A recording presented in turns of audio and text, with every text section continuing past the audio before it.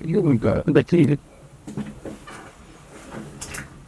tal, amigos? Nos encontramos en un nuevo episodio de Dopanímicos. Hoy en un espacio, en un lugar diferente. El episodio también va a ser diferente, no solo por la cuestión espacial, porque sí es cierto, nos encontramos, nuestro querido Lobo está aquí que nos acompaña. Sin embargo, no va a ser el único cambio. Hoy tenemos bastantes cambios. Además, también tenemos aquí una pieza gráfica de arte que va a ser bastante importante para entender un poco el episodio que nos depara por delante. Además, Yamile, nuestra querida compañera, no se encuentra hoy presente junto a nosotros, pero sí está en nuestros corazones. Ha pasado una mejor vida. O también podríamos decir que va a estar controlando la transmisión que tenemos hoy en día y va a estar manejando todo desde atrás de cámara. Así que un saludo a Yamile. Y bueno, un abrazo muy cordial a ella. Hemos estado acostumbrados durante los dos primeros episodios a dos puntos de vista desde el punto psicológico, no desde la vertiente psicológica, que es realmente el tema y el eje central que mueve a nuestro podcast. De ahí dopanímicos, ¿no? Dopamina. Sin embargo, hoy tenemos un punto de vista igual de importante, pero desde otra vertiente. También relacionada con las relaciones humanas, con las relaciones sociales, y nunca mejor dicho, con una socióloga. El día de hoy, Gabriela Bojorquez nos acompaña, socióloga, pero además artista, porque hablaremos sobre el arte. Sobre el arte, sobre las controversias que puede generar, sobre el punto de vista de parte del artista, sobre algunas cuestiones controversiales en cuanto a qué es arte, qué no, cómo tomar el arte y cómo las personas pueden mismas quizá hacer arte. ¿Qué define, qué no lo define, sus límites? Si quizá algo que para algunos puede serlo, para otros no lo es, lo veremos más adelante. Pero primero démosle el saludo a Gabriela Bojorquez, que nos acompaña hoy. ¿Qué tal, Gabriela? ¿Cómo te encuentras? Pizza.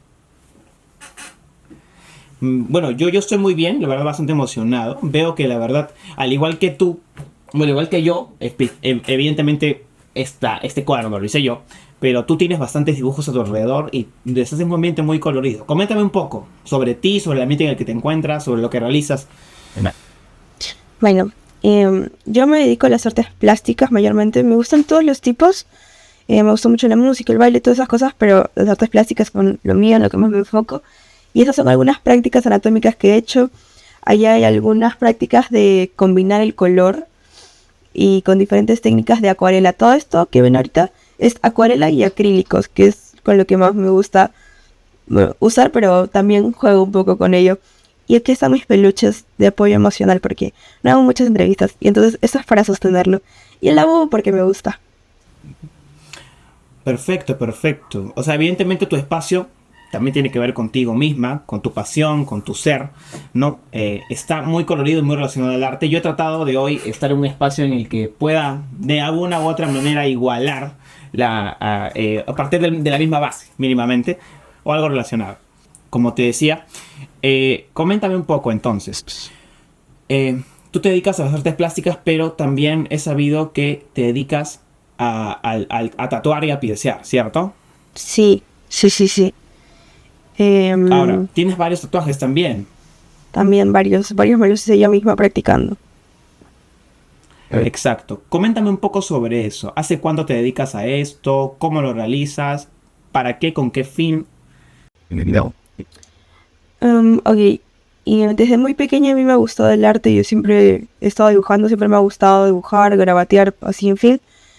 Nunca pensé que podría hacer de eso una carrera porque pues en Latinoamérica sobre todo, y como lo que dicen las ciudades así, siempre ha sido muy difícil.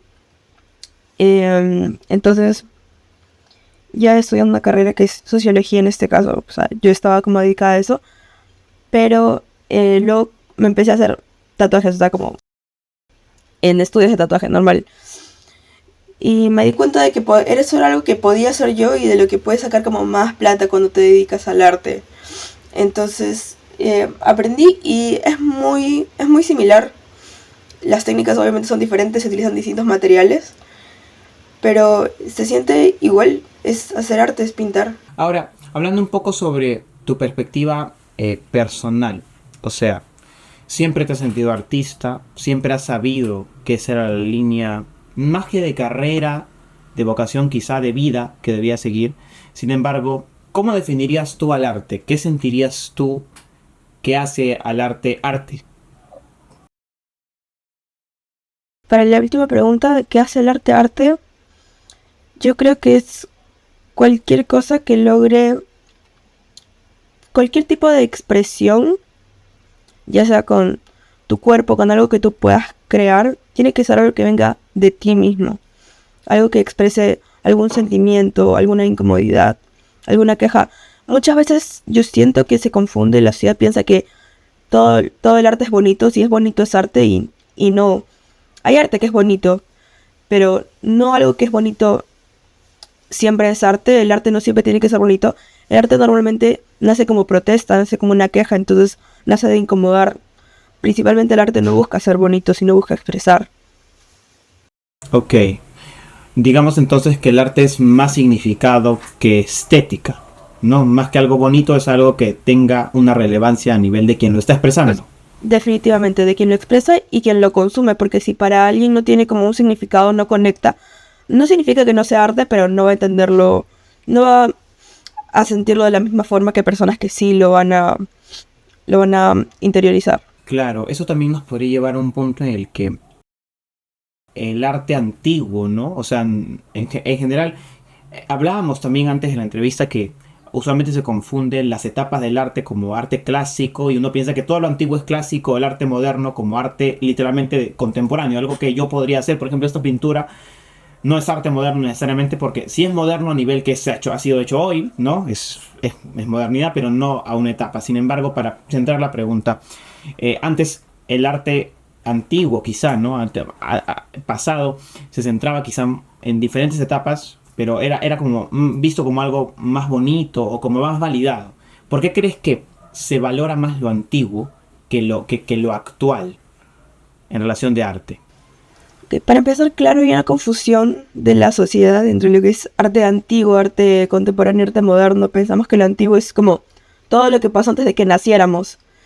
Y socialmente, por lo menos como en términos sociales, de sociología, de antropología, arte antiguo correspondería como a la edad antigua, que es antes de la caída de Constantinopla. Entonces ahí estamos como hablando de términos de historia, que ya no manejo muy bien. Pero sí estamos acostumbrados a confundir esos términos. Arte moderno no es lo que llamaríamos al arte de la era que estamos viviendo ahorita. Pensamos que sí, porque moderno decimos nuevo, lo que yo estoy vivo, soy moderno. Pero no, moderno es como antes de la toma de la Bastilla en Francia, por ejemplo. Entonces, eso sí, hay una confusión. Y además creo que como que se encapsula mucho. Decimos, ok, arte antiguo, antes de que yo nací, y son más de 2000 años, y el arte ha cambiado muchas veces, incluso de forma regional, como lo que se pinta en Perú no es lo mismo que se pinta en España, no vivimos las mismas problemáticas. Como te mencioné, el arte responde a una queja social y en cada país no hay las mismas quejas, no hay las mismas necesidades. Las personas, incluso viviendo dentro del mismo país, no nos quejamos de lo mismo. Entonces, el arte es muy variable. Yo creo que encapsularlo es como limitarlo y no se me hace justo, no solo con el arte, sino con los artistas, que cada uno trae como su propia pasión, su propio mensaje en cada pieza. Claro, sí. Ahora, llevado a eso, quizá muchas veces actualmente, ¿no? Ya no encapsulemos porque gracias, te agradezco a ti, no solamente para mí, sino para las personas que puedan ver nuestro programa que ya has hecho. Nos has dado la certeza en el sentido de que existe confusión en cuanto a los términos, porque ya no solamente es cuestión artística, sino cuestión histórica. Sin embargo, actualmente hay diferentes tipos de arte, ¿no? O en todo caso, quizá también luego podemos hablar después de esta pregunta sobre las cuestiones que las personas, ¿no? Consideran arte. Ya me lo habías respondido, sin embargo, por ejemplo, hay música, la música también es arte, pero si yo le digo a mis papás, por ejemplo, bueno, quizá ahora no, porque ha cambiado, ¿no? Pero hace 2 años les ponía Bad Bunny, no les gustaba, ¿no? Hay personas a las que les mostraban, amiga, habíamos hablado antes, en un museo, cuando por un experimento que también hablaba de la valía del arte, se puso un plátano con una cinta, ¿no? Y tipo, como estaba en un museo importante, como tenía las características de un museo, la gente tipo lo apreciaba. Sin embargo, si pusiéramos eso en la calle, no sería igual, ¿no? Entonces, ¿tú crees que el arte hoy en día es simple? ¿Es diferente? ¿Cómo definirías el arte a día de hoy? Yo creo que el arte actualmente responde a otro tipo de quejas y a otro tipo de dudas también. Para empezar con lo de lo antiguo y la apreciación más por lo antiguo, el ser humano como intrínsecamente tiene una fascinación con lo de antes. Por ejemplo, en el Renacimiento.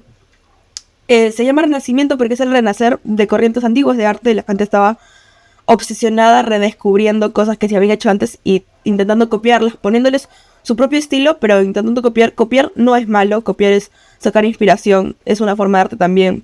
Está muy bien esa forma como de expresarte tú mismo, sacando inspiración de tus artistas. Pero al final de cuentas es como tratar de sacar algo de antes. Y eso pasa siempre. Siempre estamos pensando, lo de antes era mejor, lo de antes era más bonito. Sobre todo lo que pasa con los papás en el ejemplo que me dijiste es porque hay ciertas canciones que les recuerdan a momentos más felices de su vida. Y esos momentos siempre van a estar en el antes porque el futuro todavía no lo hemos vivido. En el presente tenemos ciertas ansiedades, ciertas preocupaciones. Entonces, se debe a eso. Ahora, el arte actual no considero que sea más simple, sino que, como ya te dije, tenemos una fascinación por lo antiguo. Y entonces, lo antiguo, además de que ya pasó, ya fue estudiado, ya sabemos cuáles eran las preocupaciones de esos artistas, cuáles eran las quejas a las que respondían. Eso lo sabemos. Preguntamos por qué un artista pintó tal obra y sabemos que no le gustaba la situación en la que vivía. Hay muchos artistas que vivían deprimidos, son conocidos por eso y empatizamos con esa persona. Por ejemplo, Van Gogh, que en sus últimos años se creía que se estaba volviendo loco y pensamos qué difíciles años para él y apreciamos su arte por eso.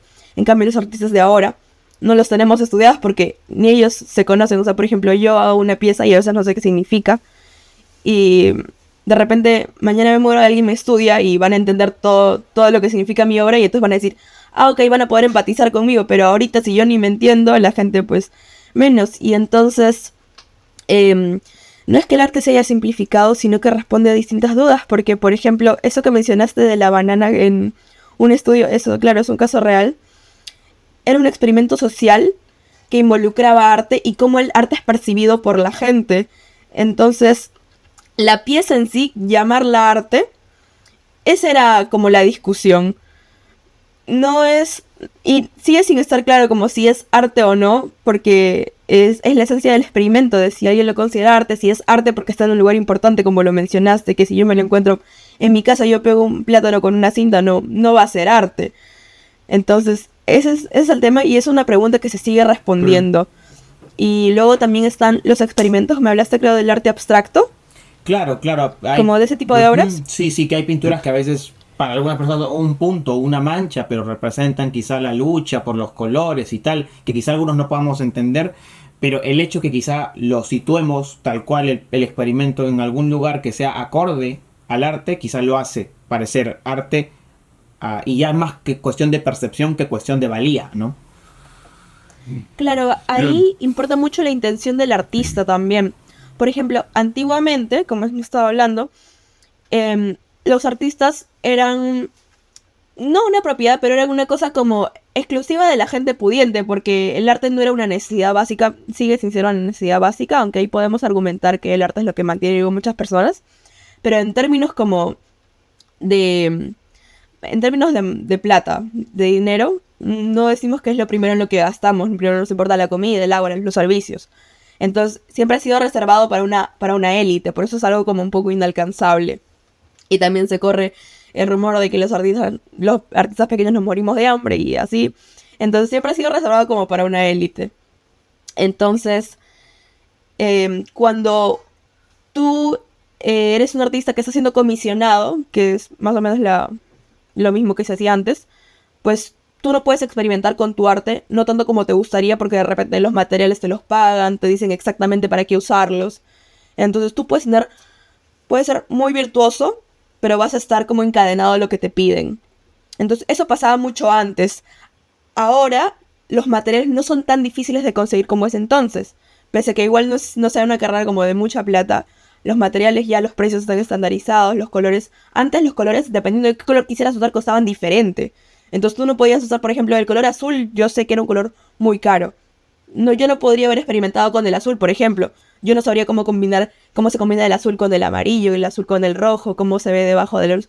No podría haber hecho esos experimentos y de repente hay cosas que yo no hubiera sabido cómo hacer si me pedía que pinte el manto de una virgen. Si nadie me compraba el tinte yo no hubiera sabido. Ahora el azul y el rojo cuestan lo mismo, entonces yo puedo experimentar, yo puedo saber que azul más rojo da morado o dependiendo de que si está expuesto a otra luz, este tipo de cosas. Entonces eso es lo que los artistas como que se han dado cuenta y esos son experimentos que hacen y ya no es tanto acerca como de la estética de la pintura, sino de las técnicas que estamos experimentando ahora. Y eso es lo que el artista a veces quiere mostrar. No quiere mostrar como un virtuosismo en el lienzo que ha pintado, sino como, miren, combiné estos dos colores y me salió algo muy interesante que antes no conocí y lo quiero mostrar con el mundo. Sobre todo, de eso aprenden otros artistas, porque dicen como, eso era lo que no conocía. Y es como una clase que se sigue retroalimentando como de artista en artista.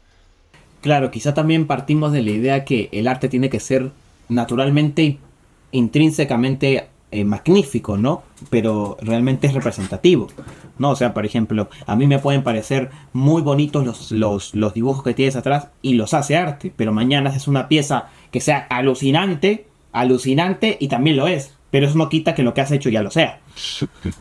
Sí, es una posición bastante interesante porque, tipo, como que rompe con bastantes paradigmas que quizá como sociedad y a nivel de colectivo y luego individual hemos asociado, ¿no?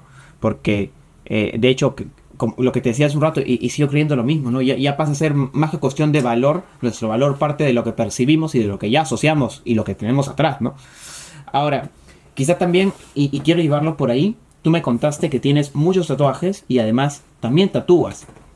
Ahora, el tatuar, yo creo que sí, pero te lo pregunto y quisiera saber tu perspectiva, igual de amplia que las respuestas que me has dado hace un rato.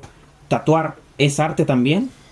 Yo considero que sí es arte, porque como te dije hace un rato, se siente igual que cuando estoy pintando y también es un sentimiento como de que yo me expreso, pero eso me pasa más como, ese sentimiento varía dependiendo de lo que me pidan, porque a final de cuentas como es un trabajo, yo me imagino que así se sentían los artistas cuando les decían, te voy a pagar por hacer este cuadro, pero tienes que hacerlo exactamente como te lo estoy pidiendo y como que no podían tomarse licencias creativas. Entonces a veces un cliente va a venir con su diseño y tú tienes que hacer lo que él te pide y eso no creo que deje de ser arte, pero no siento que sea tan mío.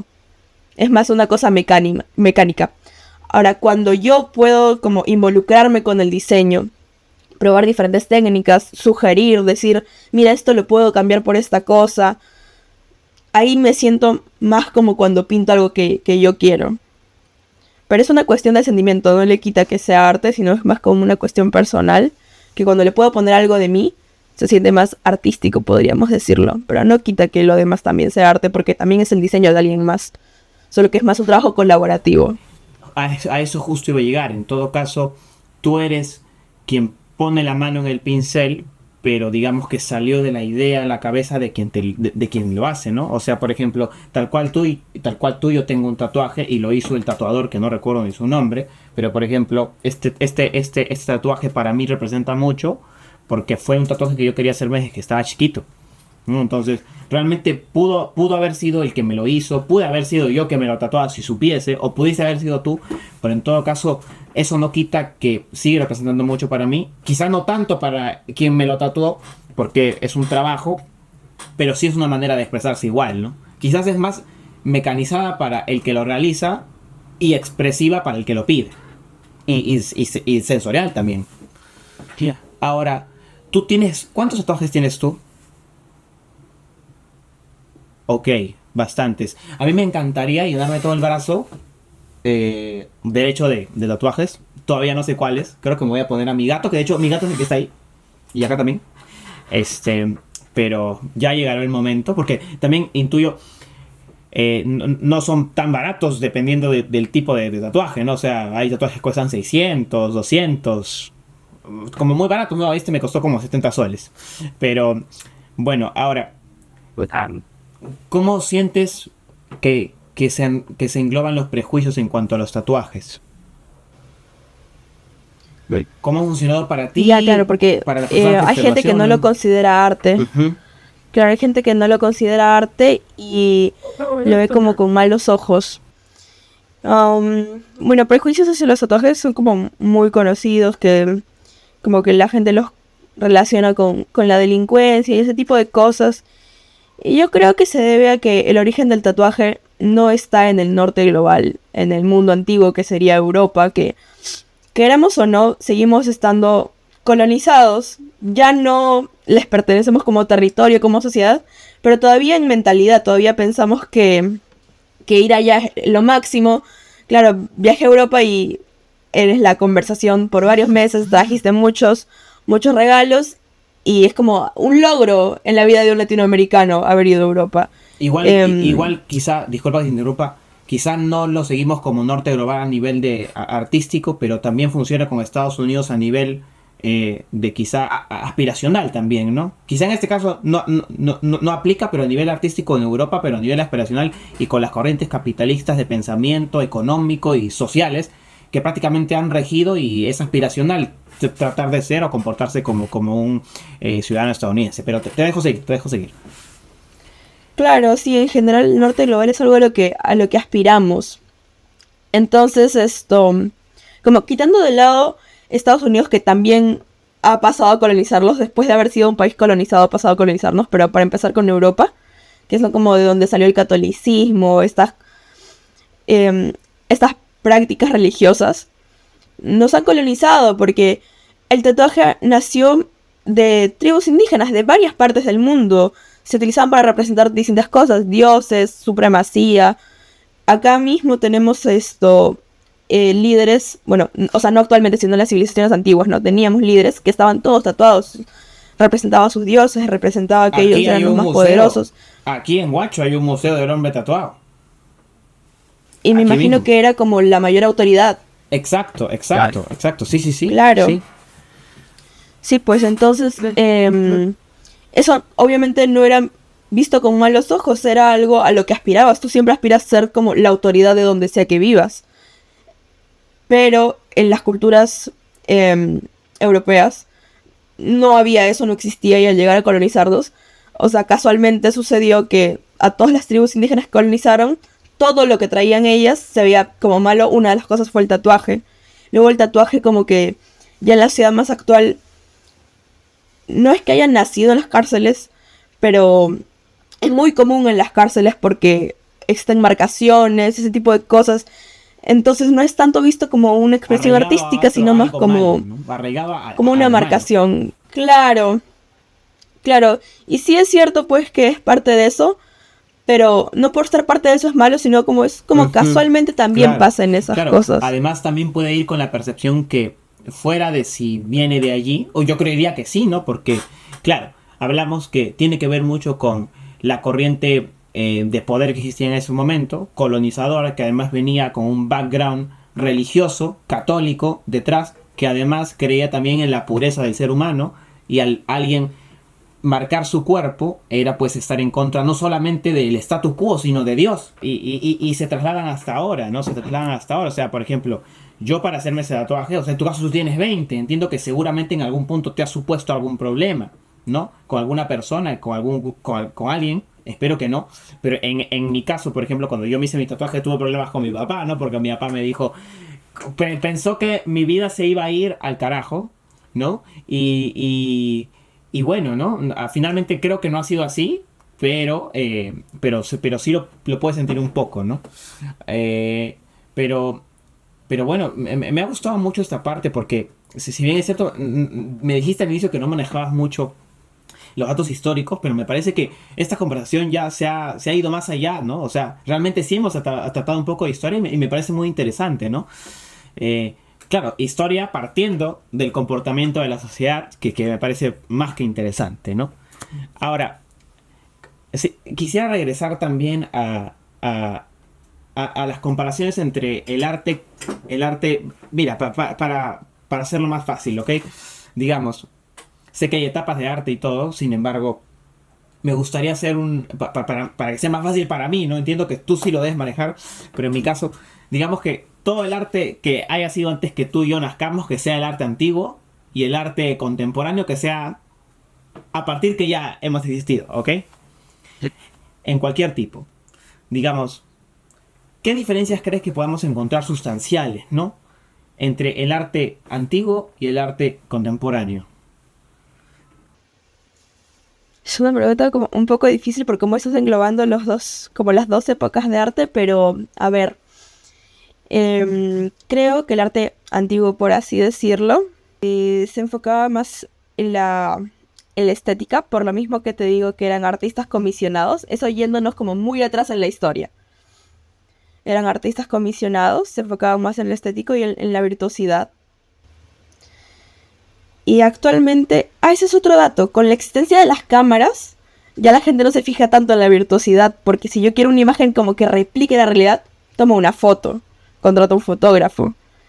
Entonces, ya el arte ahora está como más enfocado de repente al surrealismo. Al surrealismo yo Claro. no le puedo tomar una foto. Disc- De repente a distintos experimentos quizá, que puedo no sé hacer. si tiene que ver con el surrealismo, pero por ejemplo, cuando Picasso empezó a pintar en cubismo, eso no era estético realmente, ¿no? Era completamente, era como Claro, por una, ejemplo. no degradación, pero era, deformaba las caras de las personas y las cosas que hacía, y eso ya no era estético por ningún lado, pero se estableció como, como algo, ¿no?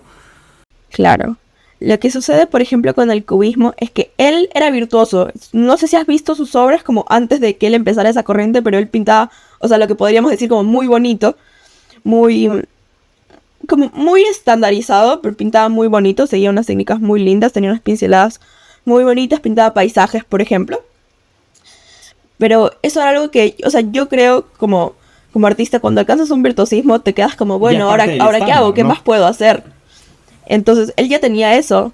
Claro, ya tenía eso. ¿Qué más podía haber experimentado? Y con el cubismo pasa algo muy curioso, que es que el papel, no importa qué cosa tú pintes, ya sea que quieras como hacerlo parecer que tiene fondo, siempre va a ser 2D, siempre va a mostrar una cara del plano existencial. Tú no puedes, si yo giro esta, por ejemplo, acá tengo una... Acá yo te enseño y tú puedes ver que esto tiene como contorno, formas, tú entiendes la imagen. Si yo lo giro, no hay nada. No puedes ver otra cara, no puedes ver la parte de atrás de la pierna, no puedes ver la parte del costado. No hay forma de que tú te enteres cómo es, puedes imaginártelo y sabes que existe, pero no puedes verlo. El cubismo pretende plasmar el 3D al 2D. Entonces tú puedes ver varias caras del mismo plano en una misma imagen. Entonces eso es lo que él consiguió. Y eso es otra forma de virtuosismo porque Claro, porque es prácticamente otra nos corriente. enseñó algo que no conocíamos. Claro, pero digamos que no sé, o sea, claro, evidentemente ahora que me lo explicas lo entiendo mucho mejor, pero no sé si para el Vox Populi, para la mayoría de personas se haya entendido así o simplemente hayan dicho como que wow, ¿no? Yo creo que cuando yo lo vi, por ejemplo, desconocía la explicación que acabas de dar, ¿no? Que pasaba del 3D al 2D. Así que intuyo, quizá yo me meto allí y creo que quizá a mí me pareció bien bonito, bien surreal, ¿no? Bien chévere, sin entender la explicación, ¿no? Así que quizás sin el contexto la gente solamente lo vio y le pareció muy curioso y por eso es que también le dio valor, ¿no? Pero ahora que me das ese dato, tiene muchísimo más peso, ¿no? También. Muchísimo más peso definitivamente. Ahora, yendo al otro punto, ¿no? Ahora también tenemos muchas más corrientes de arte, ¿no? Creo que uno de los últimos artes, si no el último, y ahí me corregirás tú, fue el cine, por ejemplo, ¿no? El séptimo arte, sí, ese Es uno de los últimos. 9, Sí. perfecto. Séptimo, tenemos ¿Los como tienes 9. en todos mapeados o no los recuerdas? Ok. Bueno, pero, No. pero No. también, evidentemente, creo que nadie va a negar, como habíamos mencionado hace un rato, el cine, la música, también son arte. ¿Qué nos podrías comentar un poco sobre eso? Supongo que también has visto películas antiguas, digamos que jugamos a la dinámica de comparar lo antiguo con lo nuevo. Quizá, en este caso, como yo, por ejemplo, quizá también podría decir algo, ¿no? Como estudiante de comunicaciones, desde que empezamos en los primeros ciclos nos muestran un poco no, o lo suficiente sobre técnicas para realizar cine, planos, iluminación, la estética visual, composición y digamos, yo hoy veo una película en Netflix, en el cine, y yo no veo un error técnico, ¿no? lo que a nosotros en la universidad nos cuesta un ratazo hacer, con luces, con las cámaras, tengamos o no tengamos los equipos a nivel de calidad, pero nos cuesta. Sin embargo, en el cine, por ejemplo, ya no se ve eso, ¿no? Ya no se ven errores técnicos. Sin embargo, antes a veces podemos ver que había algún error que no notábamos, pero al menos para mí siento que igual que con el arte, hay muchas películas antiguas muy buenas, pero más que por la estética visual, más que por la composición de la misma, por la historia, por la creatividad, ¿no? Por lo que habían hecho y cómo lo habían logrado. ¿Crees que quizá piensas igual? ¿Cuál es tu opinión sobre el cine?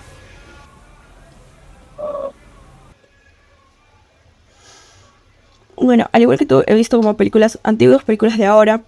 Y claro, es muy cierto eso que dices de que la técnica está perfecta, es perfeccionada, ya no hay errores. Y creo que eso pasa, es un poco como lo mismo que te cuento de los artistas que ya alcanzan el virtuosismo y entonces empiezan a crear nuevas corrientes. Eso es porque tienen la técnica perfeccionada. De repente, claro, antes se tenían menos tiempo para enfocar en la técnica porque había técnicas que desconocían. El cine es bastante nuevo, se ha estado formando mientras se han estado creando las películas, entonces hay cosas que no sabían, hay cosas que han ido corrigiendo. Entonces tenían más tiempo para enfocarse en la historia, de repente ser más locos, más creativos. Ahora se enfocan mucho en la técnica, que no está mal porque nos entregan productos muy buenos de ver, como al ojo te llaman. De repente es menos para pensar, es menos para analizar, menos para interiorizar. Siento que el camino del cine ha ido como más por ahí, más para verse, no necesariamente bonito, sino como verse bien, verse muy bien. Y ya la historia se ha pasado a segundo plano, que igual hay películas con historias muy buenas que dan como la misma importancia, pero en términos generales de repente el cine se queda en el virtuosismo. Claro, sí es cierto, porque hay películas, por ejemplo, peruanas, que no solamente virtuosas a nivel de premios, ni de que tú digas un guión del carajo, pero que no te van a tener una escena desenfocada, no te van a tener una escena mal iluminada, no te van a tener nada, pero han perdido la capacidad de ser historias geniales, ¿no? Historias loquísimas.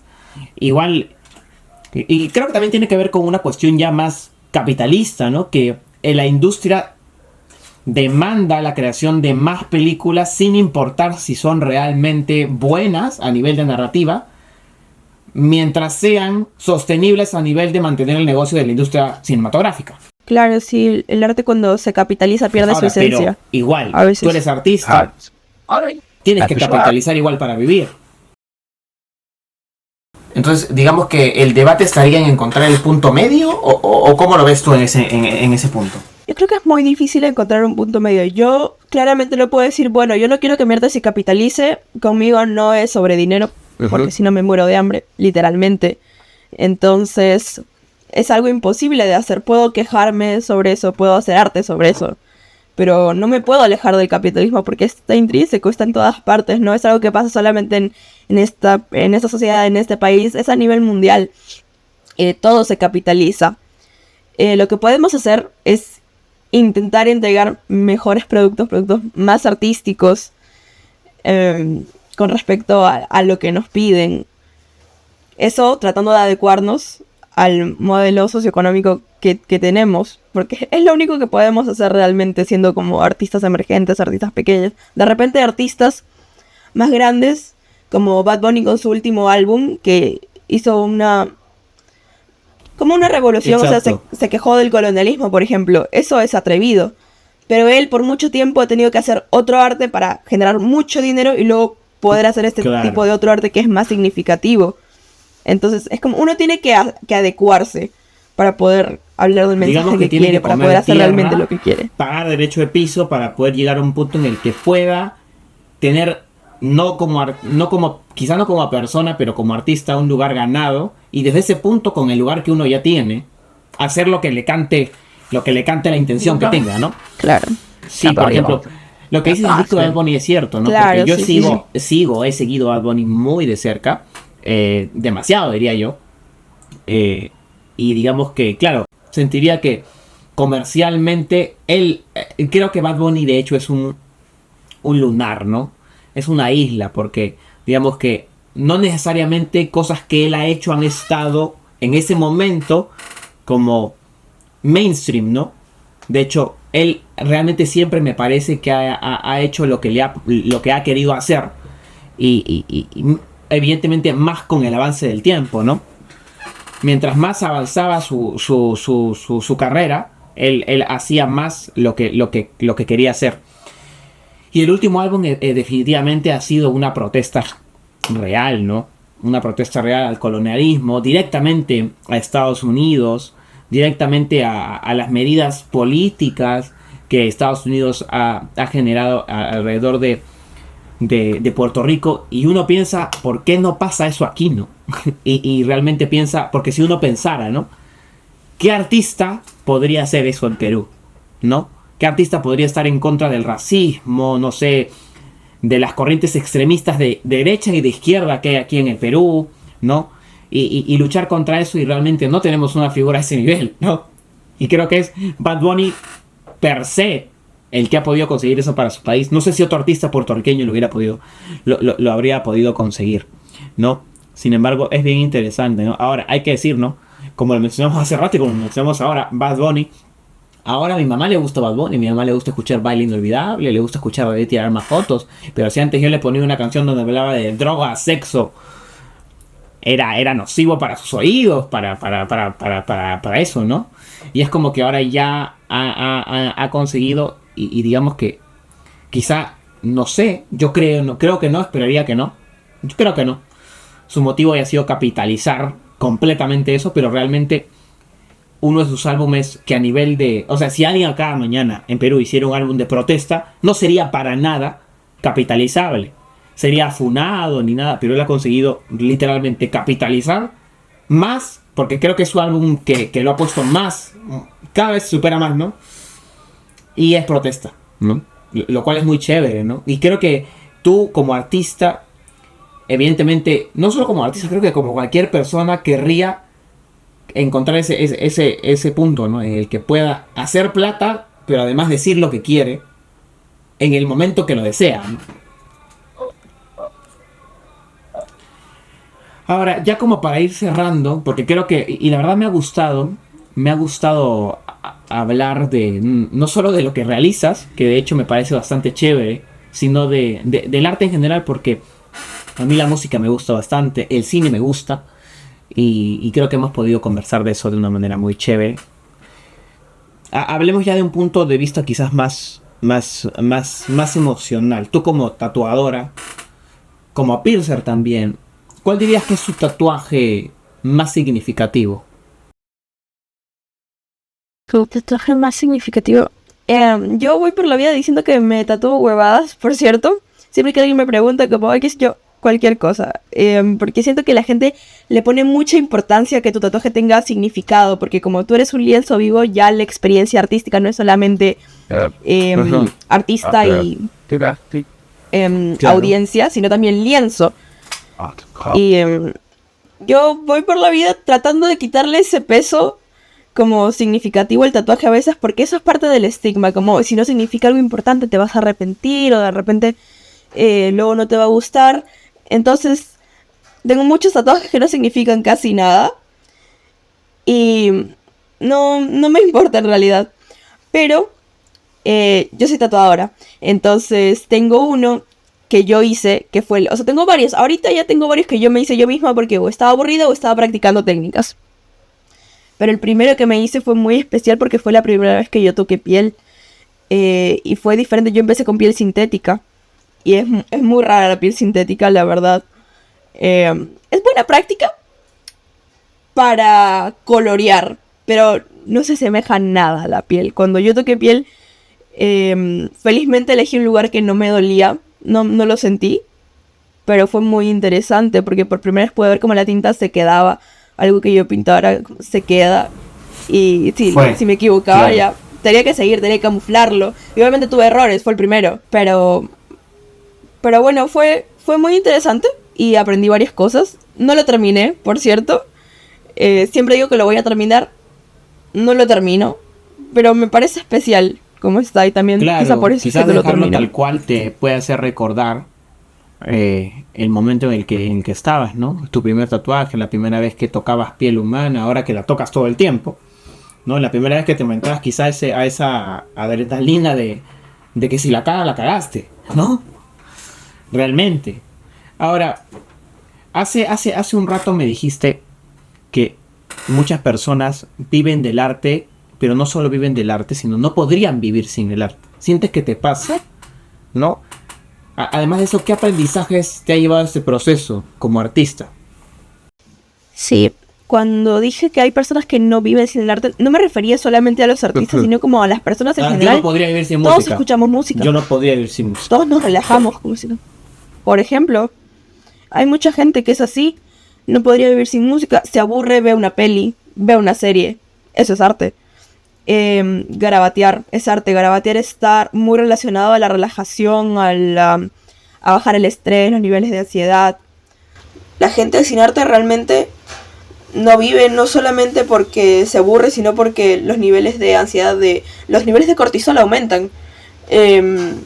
Entonces, a la gente a veces se le pasa por alto cuán presente el arte está en su vida y es como, ay, sí, eso es como inalcanzable o no es tan importante, pero es muy importante. Y si te pones a pensar, claro, hay música en todos lados, la gente baila en fiestas, eso es arte. Evidentemente, o sea, como te dije, por ejemplo, estas cositas que tengo puestas, yo no podría, sin esto no salgo a la calle. Yo sin esto no salgo, o sea, me quedan 5 minutos para ir a la universidad, no tengo plata, tengo que ir caminando, corriendo y tengo que llegar, pero si no tengo mis audífonos no salgo. Y creo que tal cual me pasa a mí, le puede pasar a otras personas que se autorregulan escuchando música. Quizá no es simplemente que matan el tiempo, sino quizá los aleja de pensamientos raros, intrusivos, nocivos para ellos mismos, el hecho de ver una serie, ¿no? Escuchar música, pintar, dijiste, garabatear, una técnica de relajación. Evidentemente hay muchas técnicas y muchas maneras de arte en la que no solamente un artista que se dedica a eso, sino una persona normal pueda involucrarse con el mismo para poder llevar a cabo cuestiones de bienestar personal, ¿no? Ahora, para cerrar con esto, o sea, si ya me has definido qué es el arte, pero quizás en una frase corta, en una palabra, en pocas palabras, ¿no? Digamos, ¿cómo podrías condensar la definición de arte? Digamos en una frase. Yo diría, Si es necesario, piénsalo. Me gustaría que cerremos con eso. es la forma máxima de expresión del ser humano. Tiene muchísimo sentido y qué lindo que de esta manera cerremos esta entrevista. Ha sido bastante Que amena, no ha manejo, tocado puntos no manejo que de tiempo, verdad no luego, esperé luego tocar. me da miedo Empezaste decir, esto diciendo pasó en tal año, que yo no sé. cuestiones históricas no manejabas y al final hemos hablado de... Claro, pero al final hemos hablado de historia, política, sociedad, tema evidentemente, y música. No, me he sentido muy cómodo en esta conversación, la verdad. Te agradezco bastante, Gabriela. Y nada, espero que a la gente que esté detrás de sus pantallas, no sé si está en este punto, aparezcas a mi costado, izquierdo, derecho, arriba, abajo, pero saludos a todos lados, un abrazo a la distancia. Nada, muchísimas gracias por tu aporte, un Gracias. besote y saludo a tus dibujos y muchísima suerte en la pierceada, en los tatuajes y en tus dibujos. Nos vemos. Cerrado. Chao, chao.